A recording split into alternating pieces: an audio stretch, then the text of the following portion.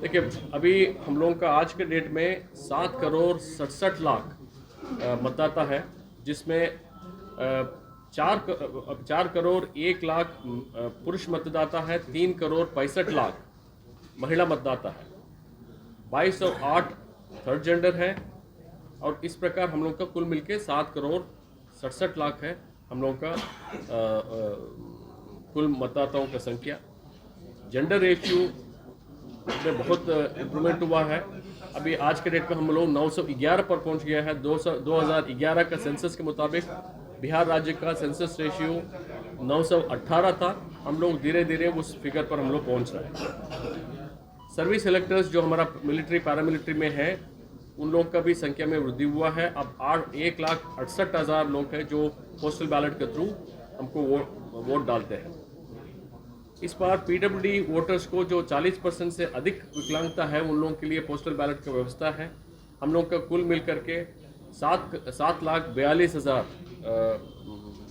Persons with disability है जो इसके लिए पात्र है, लेकिन उसके लिए वो लोग 40% से अधिक विकलांगता पत्र के साथ फॉर्म 12 में अप्लाई करना पड़ेगा।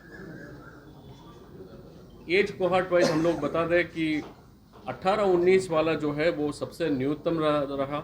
इस बार जो हम लोगों का विशेष संक्षिप्त पुनरीक्षण हुआ, उसमें हम लोगों का स्पेशल एम्फेसिस था युवा मतदाताओं को, युवकों को मतदाता सूची में शामिल करने के लिए। उसमें बहुत हद तक हम लोग सक्सेसफुल हुए हैं।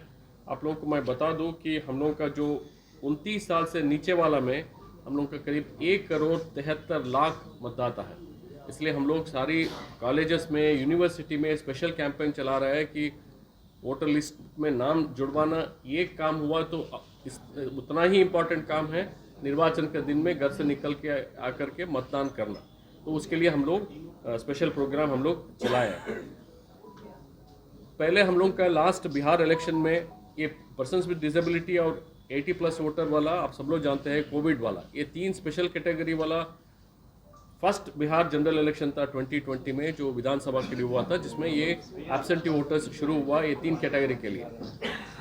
अब उसमें भारत निर्वाचन आयोग ने थोड़ा मॉडिफिकेशन किया है। जैसे मैंने पीडब्ल्यूडी के लिए मैं पहले ही बोल दिया, पहले 80 साल के ऊपर को हम लोग लेते थे पोस्टल बैलेट के लिए, इस बार 85 साल के ऊपर वाला हम लोग लेते थे। तो हम लोग का भी 85 साल का उम्र के ऊपर मतदाताओं का संख्या लगभग 6,67,000 है जो इसके लिए पात्र होंगे। पीडब्ल्यूडी का मैंने संख्या बोल दिया था 7,42,000 है, लेकिन उसमें वो लोग 40% से अधिक विकलांगता रहने का सर्टिफिकेट भी देना पड़ेगा, अप्लाई करना। इन दोनों केस में उन लोगों को, सब लोगों को अप्लाई करना पड़ेगा, तभी पोस्टल बैलेट मिलेगा, ऑटोमेटिकली नहीं मिलेगा। पोलिंग स्टेशन हमारा 77,392 है। उसमें नगर एरिया में 11,162 है और रूरल एरिया में 66,230 है। और ये लोकेशंस में बिहार में अधिकतर पोलिंग स्टेशंस, लगभग 53% पोलिंग स्टेशंस हमारा एकल बिल्डिंग में है, मतलब एक पोलिंग स्टेशन एक बिल्डिंग में है। करीब 23-24% हमारा पोलिंग स्टेशंस 2 पोलिंग स्टेशन एक बिल्डिंग में। तो अधिक से अधिक हमारा एक पोलिंग स्टेशन एक बिल्डिंग है और बाकी 2 पोलिंग स्टेशन वाला बिल्डिंग करीब 23-24% है। इस प्रकार लगभग 80% तक, नियरली 80% तक हमारा पोलिंग स्टेशन या 1 पोलिंग स्टेशन पर बिल्डिंग और 2 पोलिंग स्टेशन पर बिल्डिंग है। जैसे आप लोग जानते हैं कि 1600 से भारत निर्वाचन आयोग का ये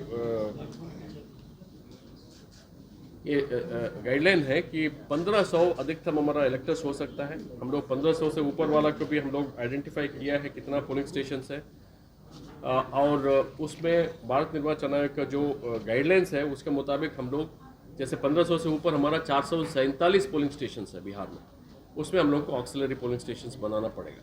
इसी तरह से 1600 से ऊपर 12 पोलिंग स्टेशन है। इसका मतलब 1500 से ऊपर में 447 है, उसी 447 में 12 ऐसे पोलिंग स्टेशन है जहां 1600 से भी अधिक मतदाता है। तो उसमें हम लोग को ऑक्सिलरी पोलिंग स्टेशन बनाना पड़ेगा। उसके लिए विहित प्रक्रिया है भारत निर्वाचन आयोग द्वारा, उसका हम लोग अनुपालन करेंगे। भारत निर्वाचन आयोग का ये भी निर्देश है कि कम से कम हर एक पार्लियामेंट्री कॉन्स्टिट्यूंसी में पीडब्ल्यूडी ऑफिसर्स द्वारा संचालित मतदान केंद्र होना चाहिए। 40 हमारा पार्लियामेंट्री कॉन्स्टिट्यूंसीज है, हम 40 PWD द्वारा संचालित मतदान केंद्र खोलेंगे। इसी तरह से यूथ मैनेज पोलिंग स्टेशन भी हम लोग खोल रहे हैं। 76 का हम लोग टारगेट रखे हैं। ऑल वुमेन पोलिंग स्टेशंस हम लोग सभी असेंबली कॉन्स्टिट्यूंसी में मिनिमम एक रखे हैं। 243 खोलेंगे। हम लोग के 40 पार्लियामेंट्री कॉन्स्टिट्यूंसीज में 18 पार्लियामेंट्री कॉन्स्टिट्यूंसी में 35 ऐसे एक्सपेंडिचर सेंसिटिव कॉन्स्टिट्यूंसी को हम लोग आइडेंटिफाई किया है। 35 243 जो असेंबली कॉन्स्टिट्यूंसी है उसमें 35 हमारा एक्सपेंडिचर सेंसिटिव कॉन्स्टिट्यूंसी, जो विगत चुनावों में जो सीजर हुआ, पिछले 1 साल में जो सीजर हुआ, दारू हो, कैश हो, कोई इलेक्टोरल ऑफेंस हो, ये सब को देखते हुए ये फर्स्ट कट है। DMSP लोग मिलकर के 35 ऐसे असेंबली कॉन्स्टिट्यूंसीज को आइडेंटिफाई किया जो 18 पोलिंग स्टेशन 18 पार्लियामेंट्री कॉन्स्टिट्यूंसी में आता है, जो एक्सपेंडिचर सेंसिटिव है। भारत निर्वाचन आयोग का ये भी निर्देश है कि हर एक असेंबली कॉन्स्टिट्यूंसी में हम लोग को कम से कम 3 फ्लाइंग स्क्वाड बनाना चाहिए।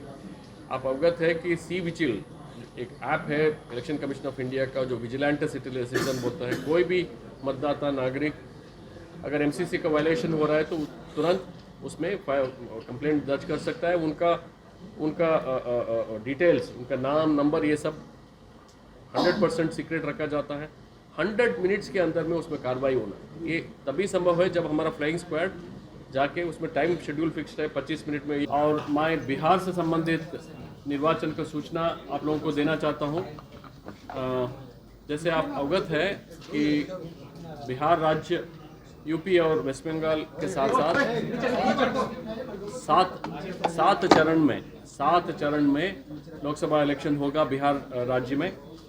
हम लोगों का फर्स्ट फेज में जो 4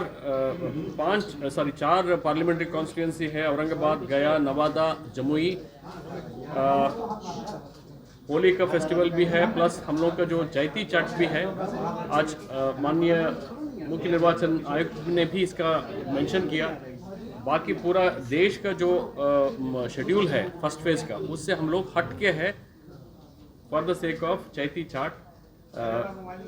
इसीलिए हम लोग का थोड़ा डेट अलग है। इसलिए आप लोग अगर प्रश्न नोट देखेंगे, हम लोग का प्रोग्राम 1B में है, शेड्यूल 1B में है। यही छोटा अंतर है, लेकिन पोल डेट में कोई अंतर नहीं है। इसी तरह से हम लोग सेकेंड फेज में बाकी पूरा देश का जो पोल शेड्यूल है उसी तरह से हम लोग गए हैं।